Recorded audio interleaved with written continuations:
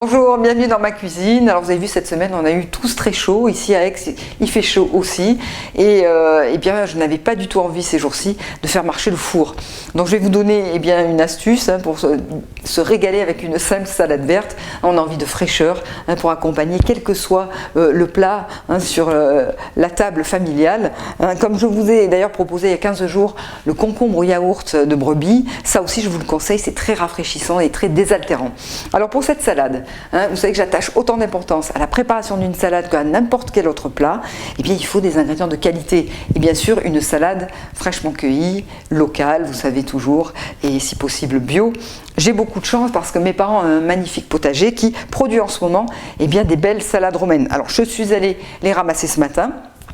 D'ailleurs, elles sont là, elles sont superbes, mais je vous assure qu'on trouve très facilement en ce moment chez les producteurs locaux ou sur n'importe quel marché de belles salades. Une fois que vous avez ces belles salades, alors moi ce que je fais une fois par semaine, donc je les lave bien, je les essore, je les sèche bien et je les garde au réfrigérateur au moins une semaine avec un papier absorbant dans une boîte qui se ferme hermétiquement et c'est très pratique à utiliser. Voilà, alors ensuite pour la vinaigrette, donc je vais utiliser de la moutarde.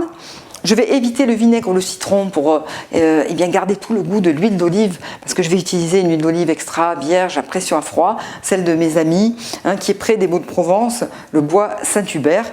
C'est une huile qui est vraiment exceptionnelle, donc pas de vinaigre cette fois-ci. Et là aussi, on va éviter le sel, mais par contre, on va choisir du bon poivre du Moulin. Et là encore, j'ai beaucoup de chance d'avoir un ami qui est un exportateur exclusif à Marseille du poivre du Penja.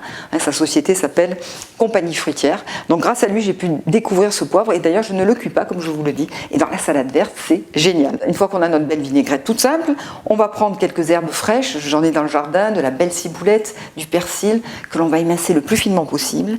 Je vais rajouter ensuite quelques olives noires que je vais aussi dénoyauter et des graines de tournesol. Vous savez que j'aime bien les utiliser pour agrémenter toutes mes salades. Je les torréfie à la poêle, à sec, et je garde ces petites graines de tournesol torréfiées dans un bocal au réfrigérateur. Là, il m'en reste assez pour la salade d'aujourd'hui.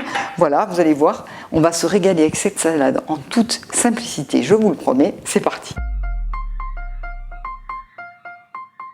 Une fois que vous vous êtes procuré d'un joli saladier bien évasé, faites la vinaigrette à l'intérieur de ce saladier, donc moutarde, poivre et huile d'olive. Ensuite, n'hésitez pas à rompre avec les mains les feuilles qui sont trop larges ou trop longues.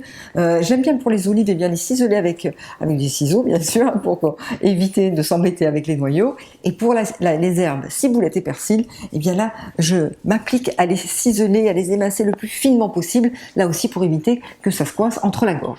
Voilà. Ensuite, les petites graines de tournesol torréfiées vont donner du croquant et puis on mélange tout ça pour que chaque feuille de salade soit bien enrobée de vinaigrette et vous allez voir quand il fait chaud comme c'est désaltérant, rafraîchissant, délicieux. Alors bon appétit!